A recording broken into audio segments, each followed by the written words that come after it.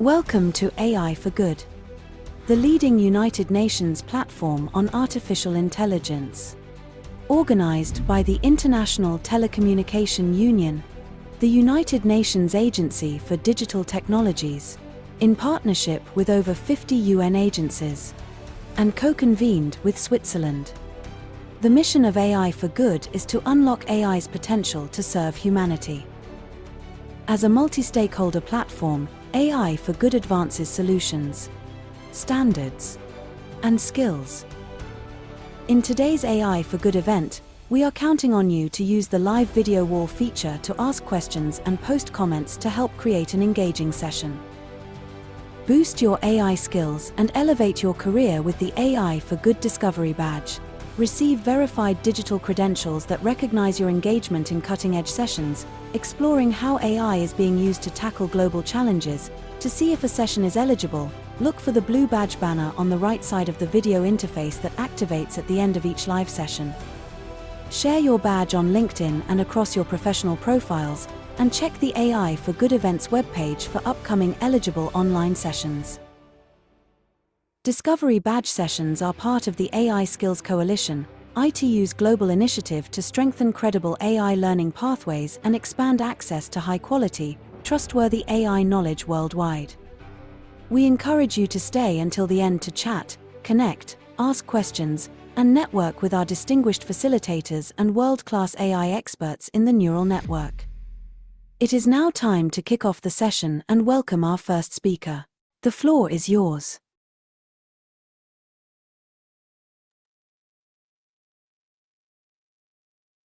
Good afternoon, everyone, and welcome to this new seminar series on AI for Earth and sustainability science. The seminar series, is this program of AI for Good of the ITU, and it is convened by myself, by Michael Reichstein, Joachim Denzler, and Maria Piles, and was initiated in the context of the Excellence Network ALICE for the development of AI in Europe. First of all, thanks for attending the meeting, all of you today. And today we will actually hear about a very pressing problem, I think, in earth sciences with many societal, environmental, and economical implications, I think. The problem is about the excess of tree mortality, which are increasingly reported worldwide. And in particular, we will learn about this very nice initiative, Deadtrees.earth, that basically harvests crowdsourced drone data to build globally generalizable models for mapping tree mortality and disturbances from drones, from airplanes, and also, of course, from Copernicus Sentinel-2 data. It's my absolute pleasure to present our speaker today, Clemens Mossig. He holds a bachelor and master degree in computer science from the Freie University Berlin. Clemens Mossig is a researcher at the Leipzig University, working at the intersection of remote sensing, computer vision, and vegetation mapping. And he has co-created this fantastic tool, this Deadtrees.earth initiative. Clemens is a very strong advocate of open data science and this idea of sharing that, by the way, I value a lot. And well, without further ado, welcome and thank you for being with us today, Clemens. And over to you. Really looking forward to your talk. Thank you very much, Gustav, for the introduction. So let's talk about this pressing topic of tree mortality and specifically the platform Deadtrees.earth. And today we're going to go into the back end and the technical details behind the platform and the models and how we make those maps work and leverage the crowdsourced drone data. So when we look at current global tree mortality analysis, so I'm trying to kind of define the research gap here. Current global tree mortality analysis are based on very few but very high quality study sites that are distributed all throughout the world. So the best study that you currently have at global level has maybe 1,500 sites based on they extrapolate the global, the extent of mortality that we have and the drought risk in relation to climate factors. But what this obviously is it's high quality, but it's very biased to this 1,000 sites. And we don't know whether we can really extrapolate from those few sites globally. So there's a huge research gap because we don't have any spatially continuous or temporally continuous measurements of tree mortality at the global scale, and not even at continental scale. So if you think about tree mortality mapping at global scale, maybe the first thing that comes to mind for you, if you are in this field of mapping disturbances and so on, is Global Forest Watch. The issue with Global Forest Watch is, while it is global and extends 30 years backwards, they're specifically mapping forest loss, and also as a binary classification layer.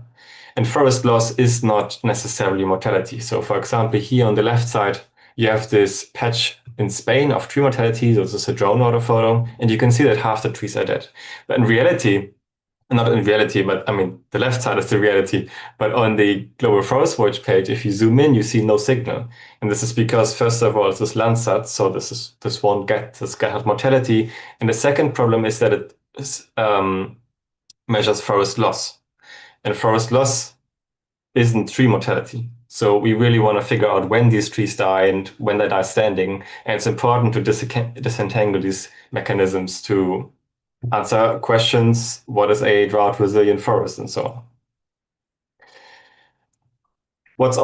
What basically no continental or even country-scale product is currently doing is mapping this really, really fine-scaled tree mortality. So basically individual dead trees, where you have one tree and an otherwise healthy canopy that has died off. But this is, for example, in this case, in the Auwald near Leipzig, where I work, we have something called ash dieback, and here let's say every third tree or every fourth tree is dying off. So you have this really scattered mortality that is really hard to detect from Sentinel-2 or Landsat and so on. And in the study on the left in California, they actually showed that the scattered mortality contributes to this forest loss in California, and the current estimates are vastly underestimating mortality, and we really need to look into scattered mortality. So since we work with Copernicus Sentinel-2, let's look at Sentinel-2 a bit closer. So if you have looked at Sentinel-2 and you have zoomed in, you really know that creating labels for this is super hard. So on the left, you have a Sentinel-2 RGB composite. So this is 3 of the 12 bands that you have at 10-meter resolution. And then on the right, you have again the same spot, Spain. And what you see is that just from the Sentinel-2 RGB composite, it's super hard for a human to figure out which pixels are dead, which are alive, what is even forest. So we really need to get the labels and the reference data to train our model, we need some high resolution data. In our case, we use drone data to create labels to then train a deep learning model. Why drone data specifically? So you could also use these aerial archives that are sometimes available at country level at 20 centimeter or 60 centimeter resolution. And what drone data has, what aerial campaigns don't have, is increased resolution all the way to 5 centimeters or sometimes even millimeter resolution if you go like to the absolute state of the art in the last year. And 10 centimeters is kind of the threshold where you start to really at least at RGB at one time step, where you start to be able to get all the details that are necessary to figure out partial dieback, to figure out broadleaf mortality, and to disentangle a bright forest floor from maybe also a bright canopy. So on the top, you have a really easy example, a conifer dieback and a healthy canopy. This you can also do 60 centimeter or 1 meter resolution. But if you get like broadleaf mortality or ash dieback, then you can already see it's difficult at 20 centimeters. And if you take the bottom 2 examples, those in the same ecosystem, at 40 centimeter resolution, I would argue you can't differentiate, in RGB at least, between dead trees and rocks.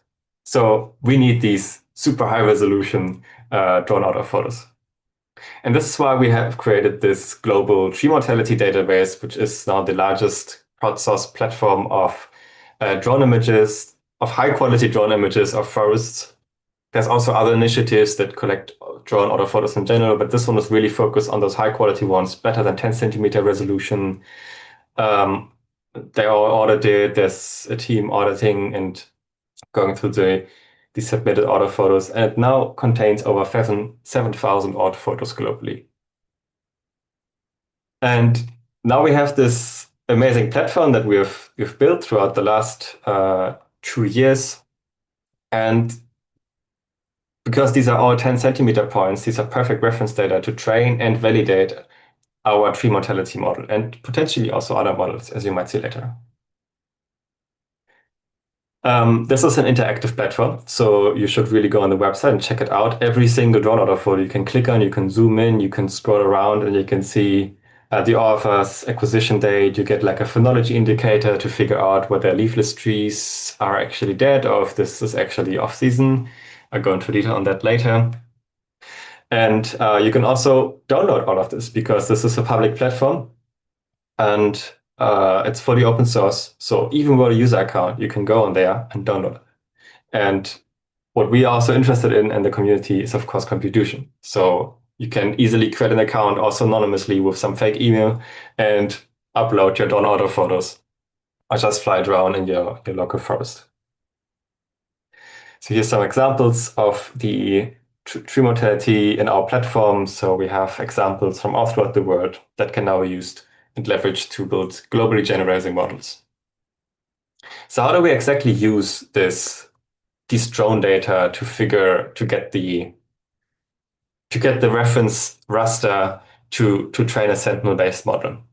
Well, for this, there's actually another model involved. So we have created a globally generalizing standing deadwood segmentation model that works just on drone images between 2 centimeters and actually 28 centimeter resolution. So it can also be applied to aerial images.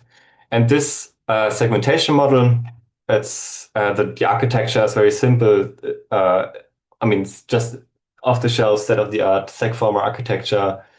The methodology that was involved here was really more of a sampling issue to get a representative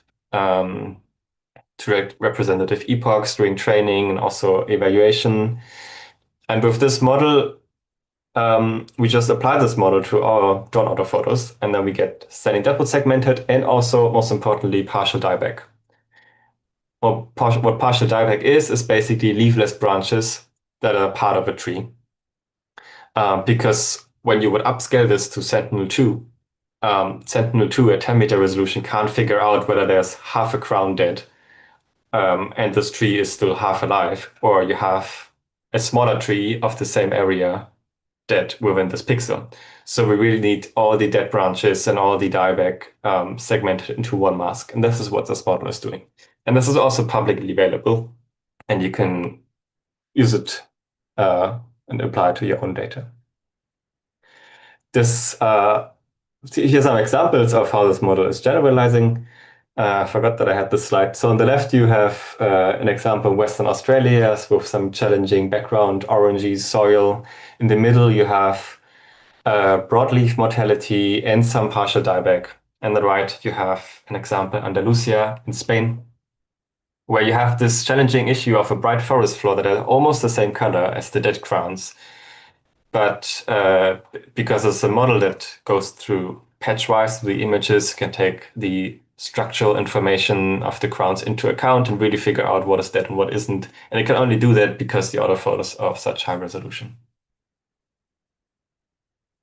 And then we also apply a second model to our order photos, and this is a tree crown delineation model. So this basically gives us a tree cover mask, so where trees are standing in general. This might come as a surprise, but actually, if you only know where dead trees are, this is only kind of half the story. You also have to figure out where the rest of the forest is and which part of the forest is dead. So we use these complementary two masks as reference data. Again, this is all, so the entire workflow is basically interactively explorable on the platform, so you can go in and click on an auto photo and get these deadwood segmentations. And actually also, so you see a little edit button on the right, you can go in, edit them, and approve them if you want. And also the forest cover mask. And again, so in this case, actually, if you upload your own autophoto and the autophoto processing is also done manually, these segmentation models are applied automatically, and then you can download the mask. So instead of figuring out all of this computer vision setup yourself, you can just upload your autophotos to the platform and get the masks for your analysis. You don't have to do any computer science knowledge. Then once we have these masks, we convert them to the Sentinel-2 raster. So this specifically means that we we overlay the Sentinel-2 grid at 10-meter resolution. And then we compute a so-called fractional cover value. And this value at 100% means that everything inside this 10-meter pixel is dead or a tree. And anything below means that only a fraction of the pixel is dead or a tree, which is why it's called fractional cover. And this non-binary label is super important, and this is also an innovation from previous maps, because within a 10-meter pixel, the forest is rarely binary. So you always have some continuous spectrum of how much mortality is within a specific pixel, because 10 meter is still roughly at the size of a tree crown and sometimes bigger than a tree crown. So you need this continuous level and shouldn't use a binary classification label for this task. And the same for forest cover. So a dense tropical forest has 100% forest cover because you can't maybe not see any forest floor. But if you go, for example, to Spain, you see when you look from above, you see a bunch of forest floor. So this isn't a full canopy. And when this fractional cover then enables to reflect this open canopy scenario versus a closed canopy scenario. And with all of these autophotos segmented and rasterized and quality checked and all of that being done, we then have a globally distributed reference dataset of labeled Sentinel-2 pixels.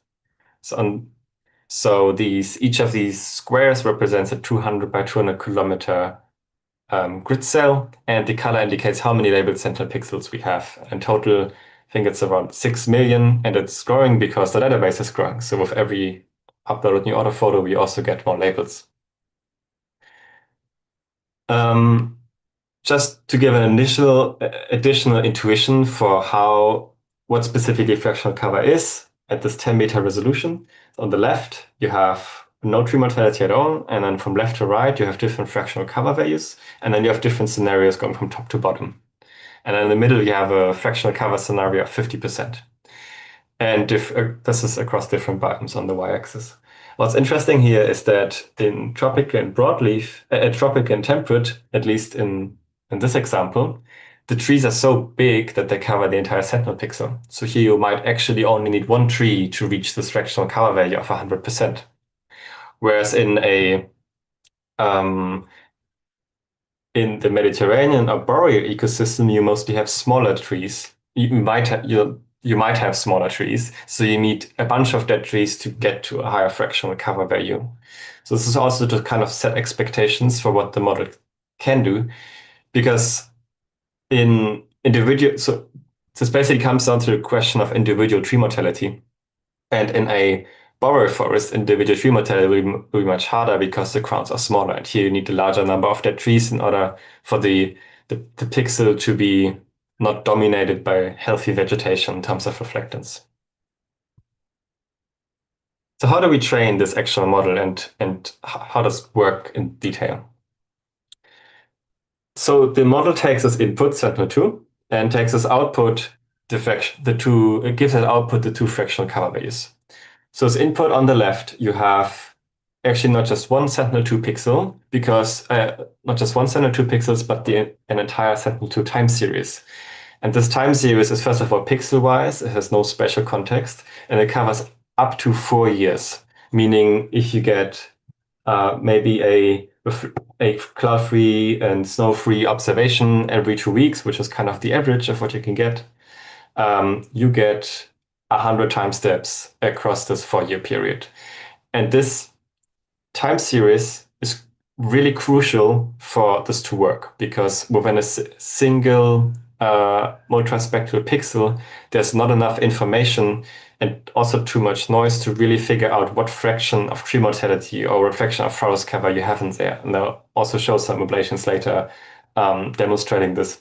So this extended Sentinel-2 time series you see on the left, this gives us a temporal context across several seasons. So we see the seasonal cycle of, for example, a broadleaf tree, or we see no seasonal cycle. And then maybe if the tree dies off somewhere within this time series, we see the reflectance changing. And also there's changes to the reflectance values that are completely unrelated to the underlying vegetation. So just getting many, many data points for one single pixel really stabilizes the distribution and enables the model to figure out what is the change in there and when the tree really has died off. So the model input is a Sentinel time series, and the model output is these two fractional cover values.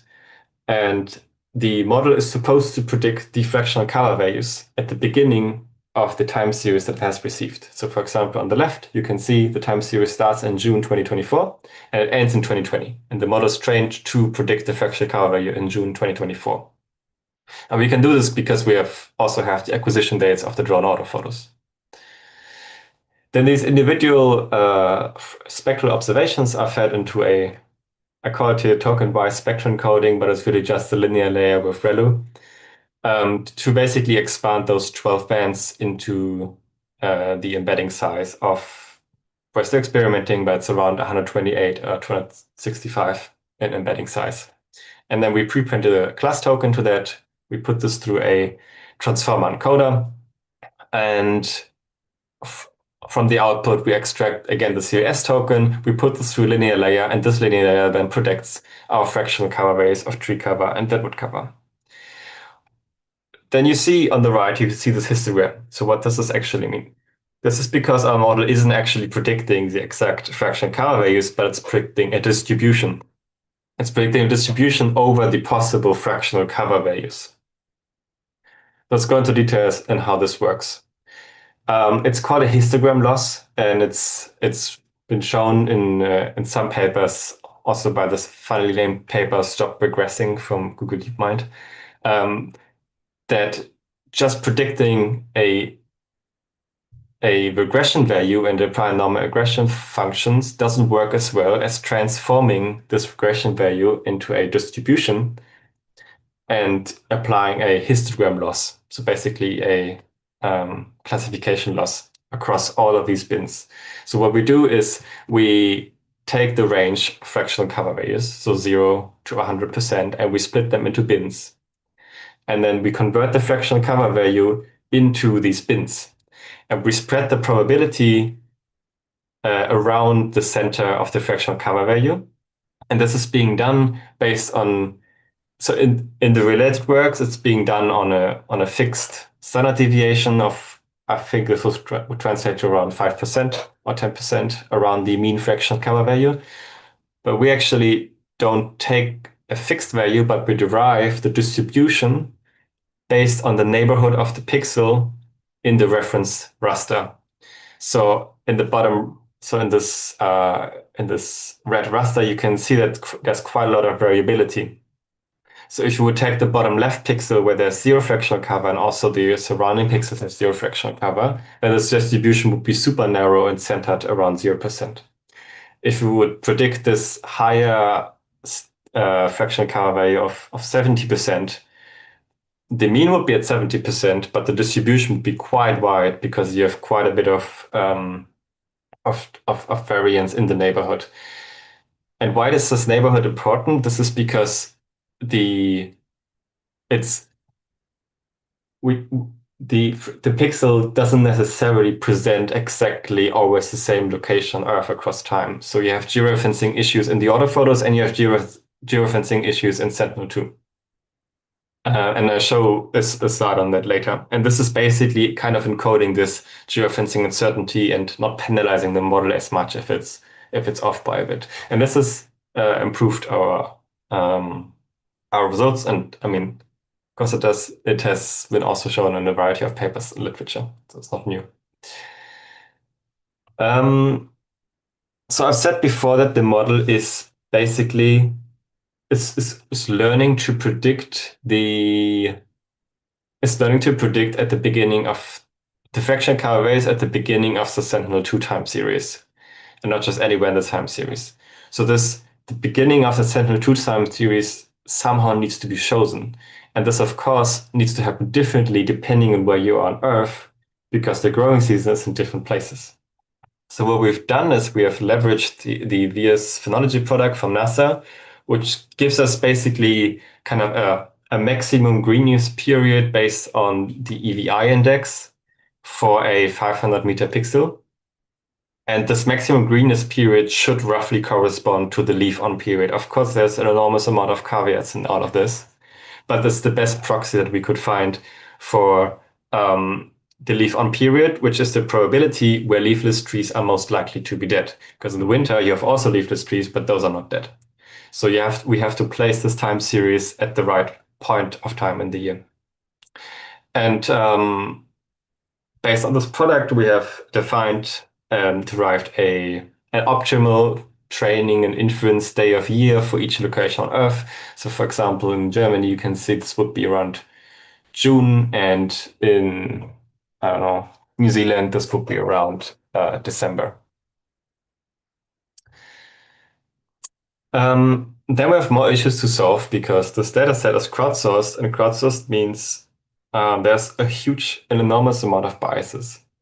And so you see on the left our distribution of training data, and evidently there's quite a bit of in Germany, actually also quite a bit in California. So we don't just want the model to be working well and validated on California or Germany. So we wanted to have a global model. At the same time, we don't want to just throw out so much data from Germany or California and not use it. So what we do, and then the second problem is that orthophotos can be of varying size. So I'd consider each orthophoto, it is a unique observation, but within a certain orthophoto, you have a limited number of, it's still quite homogeneous. So on the left, you can see kind of our smallest orthophoto, which covers 1 hectare. And on the right, you have one of the largest orthophotos. And you also don't want these to be, you kind of want these to be equally represented in the training.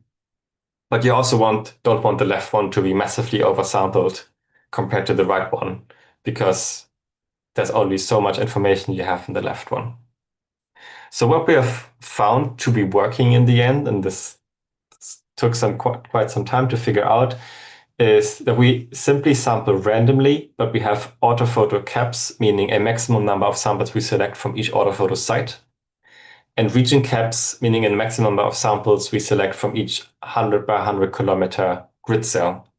And this random sampling, once it's done, it creates a somewhat representative set of the global data that we have without fundamentally oversampling underrepresented sites, because this doesn't have enough variability. And this is done in each epoch. So the sites where we have a lot of data are changing a bit each epoch. And the sites that we have little data are basically not changing each epoch. So this is what we have converged to and were found to work the best with this kind of data. And this setup also enables the database to just grow and grow and grow. And the representation should be more and more globally generalizing without having to adjust any hyperparameters. Okay, let's evaluate the model that we have trained. So we do threefold cross-validation, spatial block cross-validation, and we evaluate the model in 2 different ways. First, as a regression problem, because we estimate the fractional cover value. So we simply report the Pearson and the root mean squared error, and you can see that it varies kind of between 0.3 and 0.9, depending on whether we estimate tree cover, which is always way, way better performance than a deadwood cover. It also depends on the biome. I don't want you to look into these numbers so deeply, because these are just metrics, and the metrics are not always the most representative. And here's one reason for why that is. And specifically, I'm talking about the georeferencing jitter that you have with Sentinel-2. So if you take a scene, so this is LexCube, by the way, from Maximilian Sechtling. I thought to put the reference down below. So if you take this, the simple site somewhere and you animate it over time, you can see how this cube is kind of jittering over time. Jittering over time by a pixel up and down, left and right. And this means a specific pixel may not actually represent the same location on Earth depending on which time step you choose. And when you look at use fractional cover values and you work in a scattered tree or scattered standing deadwood scenario, you only need the tree to be shifted by 7 meters, and as in this case, for example, and the fractional values completely change. So there's a natural ceiling how good the models can be in a metric where that you evaluate at a per pixel level. And also for the loss function, this creates some interesting problems that probably have to be solved in the future. Okay, so we also evaluate this problem as a classification problem. It's basically asking, regardless of what the fractional cover value is there actually dead tree when you say, so by you I mean the model, when the model says it's above 0% fractional cover. And on the left column, you can see precision. On the right column, you can see recall. On the top, you can see tree cover. On the bottom, you can see fractional deadwood cover. You can see, of course, tree cover is way better because it's an easier task and we have way more data. It goes up. The precision goes up with higher predicted fractional cover values. And this makes sense because it's also easier to predict higher fractional cover values because there the signal is more dominated by the actual vegetation you're interested in. And the same for recall. So this basically means, let's convert this into words, at 40% recall for target fractional cover, this means that if we have 40% fractional cover in the reference data, our model has a 80% chance to label this as any percentage of forest cover, regardless of what there is. And it's the same for precision. So here, this is the predicted. So if you would, for example, say we predict 20, the model predicts 20% forest cover, then the chance is around 80%, at least in temperate biomes, that there is actually some form of tree below. And this usually converges to 100%. And it's the same, it's similar for deadwood cover, but deadwood cover performs lower, which is expected. But usually converges to 100%. And this 100% basically means if there's 100% deadwood or 100% tree cover, the model basically performs near perfectly. So why do we use 4-year sentinel to time series, and why not just like many other computer vision applications in remote sensing currently? Why do we just use a composite or a just one tile of a huge amount of spatial context? Why do we need this 4-year temporal sentinel to time series? We've done ablations on that, and each vertical line here represents a year boundary. And then you have 4 kind of different tasks at different difficulties. So the bottom right is F1 score for tree cover. This basically means a binary classification problem for tree cover. So here you basically don't need any temporal context for the model to perform well. However, if you want to estimate the exact amount of fractional tree cover, so kind of doing the regression task, you don't necessarily need, but 1 year of temporal context really benefits the model, and then it plateaus. Then even more difficult is standing deadwood just classification, and you can see this huge amount of performance that we gain throughout the first year of temporal context, and it even goes higher for the second year of temporal context. So here, it's really worth taking those 2 years and on average 50 time steps of Sentinel-2 data to get the model to perform well. And if you want to go even more difficult, you predict the fractional standing deadwood cover, so how much tree mortality we have within a specific pixel, and this we measure by the Pearson correlation coefficient. And here you see that, again, the first year is the most important, but up to year 3, we see an improvement. So this really shows that the time series has such a huge amount of, like an enormous amount of information And even beyond 1 or 2 years, the performance keeps going up by relevant margins. The whole approach, as already probably mentioned now 5 times, is set up to automatically improve. So on the left, you have our drone autophoto database. We have our segmentation models, which are being improved. And with each new autophoto, the segmentation models are applied, and we also fix labels so we get better segmentation models. So overall, with the database growing, the global tree mortality products are also improving because this increases the representativeness of our training dataset and our reference dataset. So what do we do differently compared to existing disturbance products, and how do we actually compare? So first of all, as already said, we predict fractional tree cover. So here is a binary, you see binary classification from Global Forest Watch, and you can see that, I mean, it is most likely very correct, but you don't see any variability within a specific pixel. And we predict fractional tree cover, meaning we are able to see forest roads, we are able to see kind of open canopy forest. We will see thinning. We see thinning, and we also see when not an individual tree has been removed, but if a couple of trees have been removed. And this is important because, I mean, this is not a homogeneous forest with a continuous forest cover. There are trees missing, and you can see the forest floor. This is really important to reflect. We also map trees outside forests. So since this model is just trained anywhere, also in urban environments, you can just apply it anywhere. So the model figures out even in backyards where we have trees and where we don't have trees, because it's not a forest cover mask, it's a tree cover.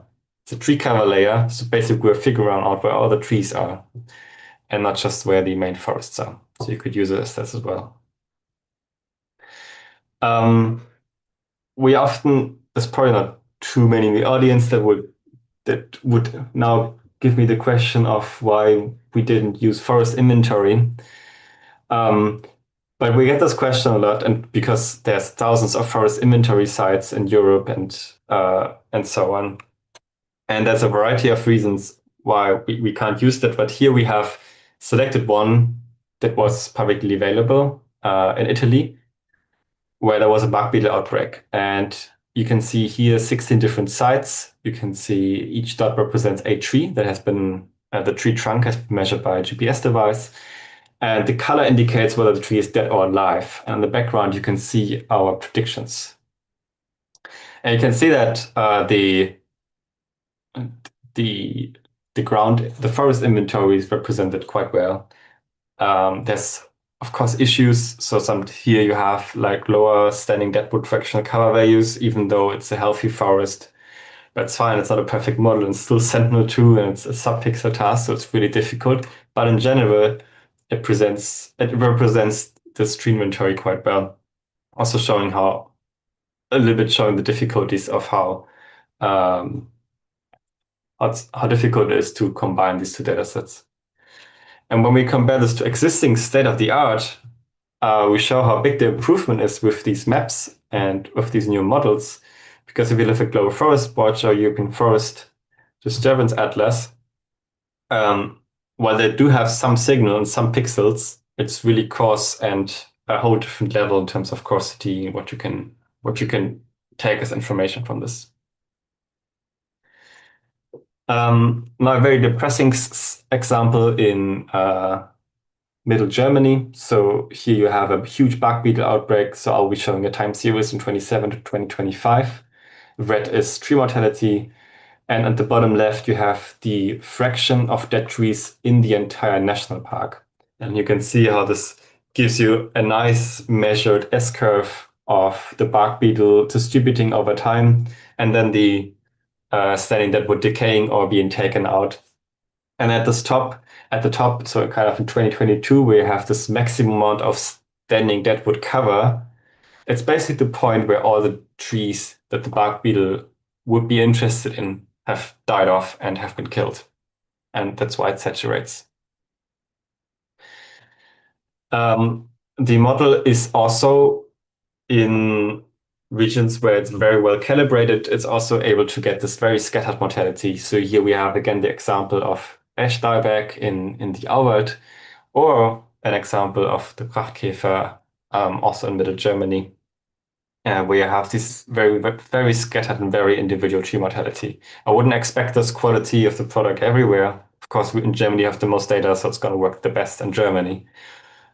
But if you want this product to work better in other countries, you're very much invited to contribute with more drone data, so that we can really have this this model get a super representative and generalizing representation of tree mortality. As we map forest cover year over year, we are also able to map recovery trajectories. So in this example, we have again a time series now from top to bottom. In an area where we had different thinning strategies, but then also a fire. And you can see from 2023 to 2025, especially up here, the top right corner of the tree cover, you can see how it's recovering, and you can see those trees growing again. And so it's not just a disturbance product or tree mortality product. It's also in some cases, if you have no forest left and it's recovering, it's also a recovery product. When we talk about recovery, you maybe also be thinking about the Amazon and all this logging that is happening and how the forest is doing there. So here's an example of our product in the Amazon. So you have these famous patterns of roads being dug into the Amazon and then systematically removing logging trees. And these basically every disturbance product that is out there is able to reflect these patterns. But what they are not necessarily reflecting are those fine scale logging activities. So on the top left, you have a not super high resolution, it's 50 centimeter, something like this resolution image from Airbus. It's in 2023. And then you have our fracture cover product 2024, and you can see how it's somehow reflecting the same patterns. And then on right, you have basically 4 current relevant disturbance products in the tropics that exist. And the color indicates the year of tree loss. So let's just compare the top 2. So the top left is our one, the top right is Global Forest Watch. So while they represent in general the same patterns, the shapes are more precise, and there's a lot more smaller scale logging happening that is being picked up. Also, the patterns here in the middle are working. And then what's more interesting is if you look at the older patches. So for example, this one 2019, and then our product in 2024, you can see that it's almost green again, meaning some form of woody vegetation has probably recovered there, and there's a forest growing again.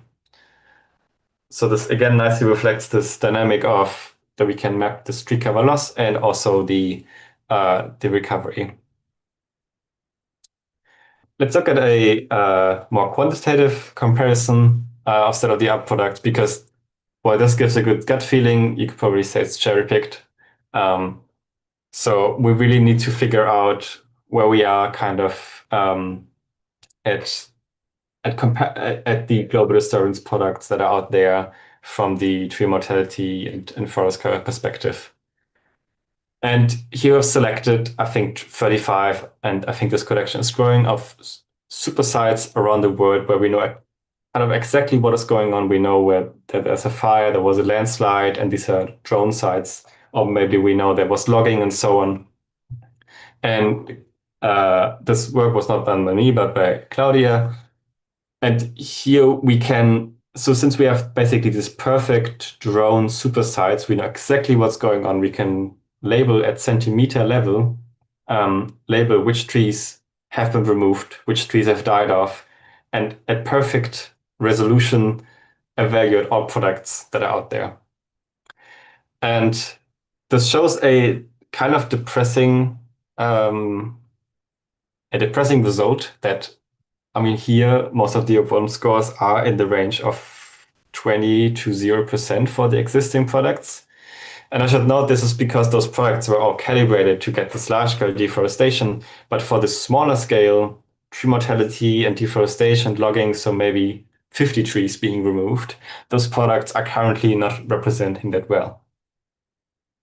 And even our product only gets an F1 score of between 10 and 60%. So there's still a way to go. But this basically gives us like a golden reference data set for if we had a perfect world, what would we like these products to represent and show. Here's a more qualitative side, a qualitative example of how these products, how well they are working. A tree mortality site in southern Germany. So on the left, you have an RGB image, and all the white spots there are dead trees. Then you have the reference, meaning this is what's been derived semi-automatically from the drone images. And then you have our product represented, basically showing tree cover loss and staying deadwood. You have Global Forest Watch, and you have Disalert, and you have EFDA. And all those brighter pixels, they represent where the models basically picked up a signal. And you can see that it's nice that we got all of them, but I mean, it's working quite well in Germany, of course. And then Global Forest Watch is still incredibly good, even though it's a 12-year-old product, calibrated with a huge amount of random forests. It only gets the big patterns, also because it's Landsat. And then similar for Distalert, and the European Forest Disturbance Atlas is similar to Global Forest Watch, but has slightly higher precision and much, much lower recall. In total, you can, for the product, you can currently explore the European prototype. And I really say it's a prototype because model evaluation at some 1,000 sites and then deploying this large scale is a difference. So there will be artifacts and there will be areas where this doesn't work well. But we have a prototype and it's out and you can explore it, and you can also download it if you send me an email. It covers 2017 to 2025 tree cover and fractional deadwood cover. And of course, this is a global model. We're trying to make this global. So what you can do is you can explore the website, you can contribute data, you can flag, you can go on the map even and say, this is a bad spot. The product doesn't work well. Or you can say, well, I know I live nearby. There was a flood and this drowned all the trees. You can go into the individual drone data sets and explore those and also flag them and improve labels. You can even contribute data, drone data. That would be super awesome. And if you just want to use the products as they're updated, you can subscribe to the newsletter. And I think this was my talk. And thank you very much for listening. Thanks so much, Florence, for this very informative, clear talk. I'm pretty sure that there will be some questions, hiccups, maybe curiosities in the chat from the audience. Maybe while people is warming up, maybe I have some questions myself and some curiosities. And I'm not working on this field, but I don't know. I'm really intrigued by some of the things that you presented, both methodologically and also the data challenges, right? Because this is like a very, very challenging problem, right? Dealing with all kind of data regimes and spatial and temporal resolutions, right? So maybe I could start with maybe a technical one, because I don't know, you mentioned that using the centimeter scale drone data to calibrate Sentinel-2 models, if I understood correctly, right? But how do you really account for the mixed pixel, no? Because I don't know, like 20 years ago, there was this field of mixing, right, and the spectral domain, and then in principle, you could kind of recover the pure pixels or the M members there, right? But probably this is no longer necessary. I don't know, how is this kind of mixed component taken into consideration by the model? And if you have thought about, I don't know, using this sort of older techniques to kind of pre-processing step or guiding more or less your algorithms. So of course, I mean, so this mixed pixel issue, so where you have within a pixel, not just a dead tree or like not everything within a pixel is dead. This is really where this fractional cover metric comes in, which we're also pushing that others should be using. It's now being used by some tree species work as well. Because with this fractional cover, you can, if you would use a binary label, then the binary label would always be wrong because every pixel is mixed. And with the fractional cover label, you technically, if the model predicts this fractional cover label perfectly, then it perfectly captures what has been going on within this pixel. So if you have a mixture of partially alive forest and partially dead forest, then you have maybe a fractional cover of 50%. So this represents the mixed state. And then you also ask in terms of pre-processing. We're not doing a lot of pre-processing. The only thing we're really doing is filtering out clouds with actually the model from your lab, from Cesar. And we're filtering out snow with just the F-mask index. That's about it. The rest is raw data that's being fed into the model. And then the deep learning model has to handle all of that by itself. That was actually my related to my second question, which was more about this data consistency, right? Because I guess crowdsourced drone data can be probably very highly heterogeneous in terms of anything, no? Lighting, sensors, flight attitudes, whatever, right? Yeah. So I was thinking, oh, maybe these guys are struggling like a lot and the pre-processing or the normalization steps, like just like just before getting into the meat of training whatever machine learning algorithm, right? Yeah. For drone data, it's again we have applied no pre-processing techniques. It's just that we've restricted ourselves to RGB only, which made the problem a whole lot easier. And then the model itself is just it's the training. So with those different flight heights, you get different resolution. So the training is stratified across all resolutions at 2 centimeter steps between 2 centimeter and 26 centimeter. So it sees all of those zoom levels. And then all of those other scenarios in terms of lighting conditions, maybe distortions, and different sun viewing angles, different time of the day, that's just all solved in basically a large data set way where we have all of those scenarios in the data set and the model can generalize. So not that much pre-processing has actually been done. Well, that's good. That saves a lot of time and effort. Yeah, definitely. And there is a couple of questions by Michelle Speza in the chat. Let's go for the first one because I think it's very interesting. He's suggesting if you're aware about the IRIS project from the University of Zurich, could the IRIS canopy data be used as additional training validation data? I don't know if you're of this project. Otherwise, maybe it's worth looking at it afterwards. I'll definitely look into it. I'm not aware of the IRIS product. What is it specifically? Yeah, I don't know. Maybe I don't know. You can maybe continue the conversation with Michelle in the network after the talk, right?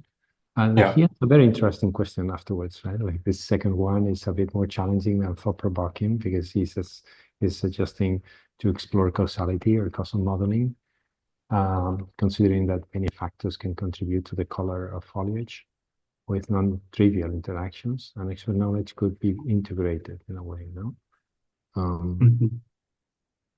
don't know if you have thought about That's a very difficult question. No, I've not considered integrating any causal modeling. That sounds like an interesting research direction. The goal of the project was purely to get the best possible generalizing model, without necessarily also understanding what the model is doing, but just getting a model generalized as well. Talking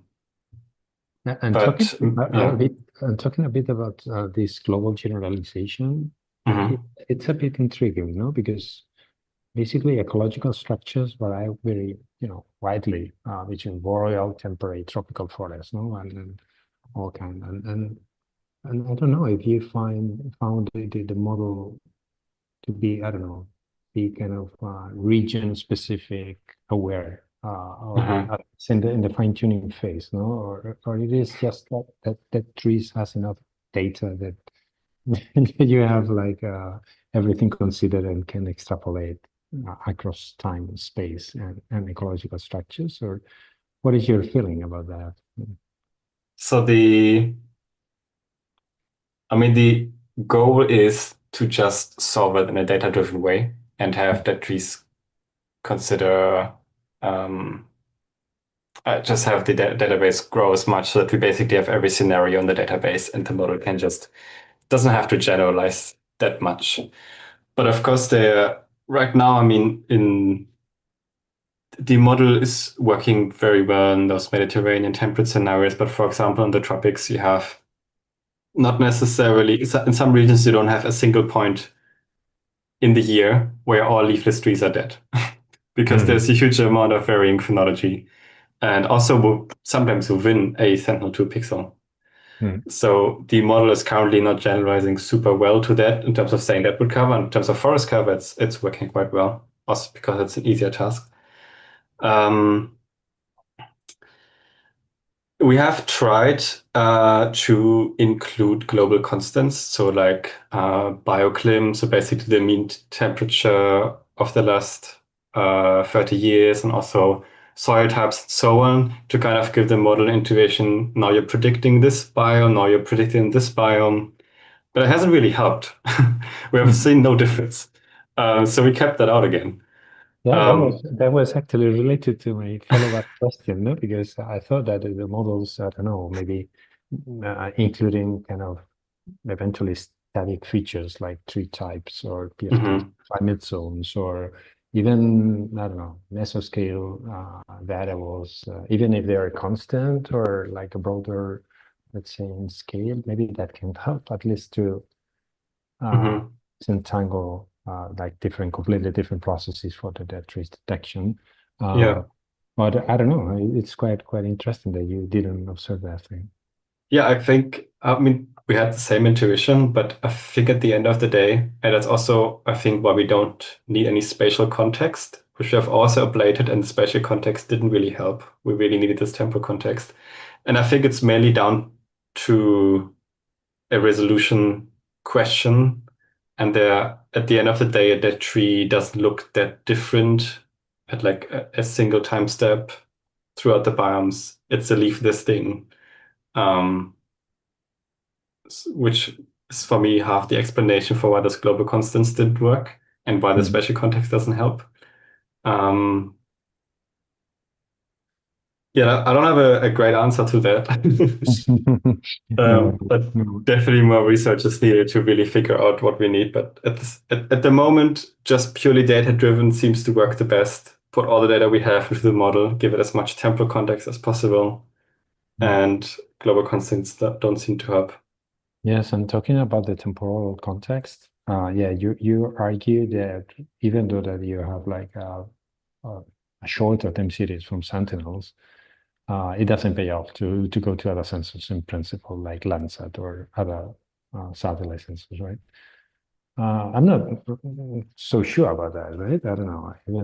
Even if you have like enough data in the Sentinels archive, maybe there are some subtleties and some experiences from the past that there can, I don't know, that other sensors could contribute, other longer time records, right? It's difficult, but in the end, I don't know, blending and fusing satellite sensor data, that can be a good way to go to, I don't know, to improve at least the consistency. Even if it doesn't help much, at least you learn something about the consistency of the products across sensors, and yeah, you can be more confident, no? Yeah, I totally agree. Yeah. And my final question, because we are reaching the end of the session, it was a bit more on the on the future of the dead trees, right? Is about going a little bit beyond mapping, no? And it's fantastic that you have this tool with all these platforms set up and everything. And I would love to know your opinion. I mean, your honest opinion about how do you see this dead trees initiative in the future? Let's say, would you be interested, let's say, in integrating this into early warning systems or forest management policy for for helping policymakers or decision makers in a way, or is just a project itself that it is there for the community as a service to the community and that's it? Or are you expecting to develop it further somehow? Or? A focus. Yes, it's definitely something that's on the roadmap. I mean, there's so many things you can do. You can try to figure out which are kind of the drivers and then extrapolate from that and then figure out what are the probable future dynamics and where you have trees more likely to die in specific climate scenarios. You can do all that. And I mean, this platform is just the kind of the rock in reference data foundation that we have now created. And now we can spin off all of these studies and answer those kind of resource questions, also forecasting. And for policy making and early warning, that's definitely also a goal. These products are available publicly, so any policymaker will technically download them. Also for logging, so technically this model is applicable at a higher resolution than a year. So we could do early warning signal and say, hey, there's some logging going on. But there's also other projects from Wageningen, for example, who do exactly that, Sentinel-1. That's kind of a space that's already been tackled. But there's so many questions that we can now answer because we can disentangle those disturbances in the logging from drought-induced mortality, from bark beetle mortality, from like agents that were non-human.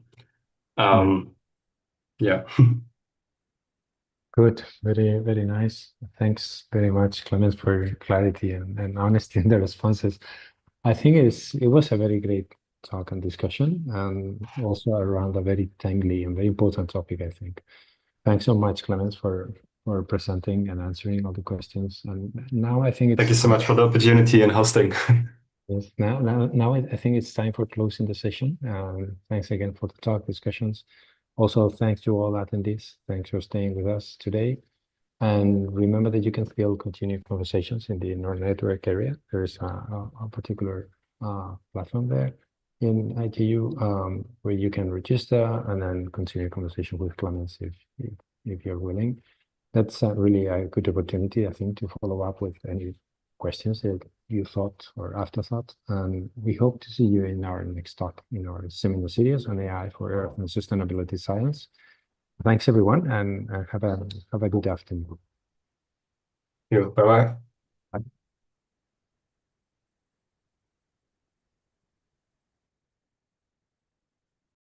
Thank you for participating in today's AI for Good session. We hope you've learnt something new, innovative, and engaging in today's event.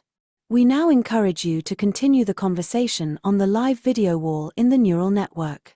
Here you can ask questions, like and comment, share links, complete the poll, connect with interesting profiles, or speak one-on-one using the chat and video function.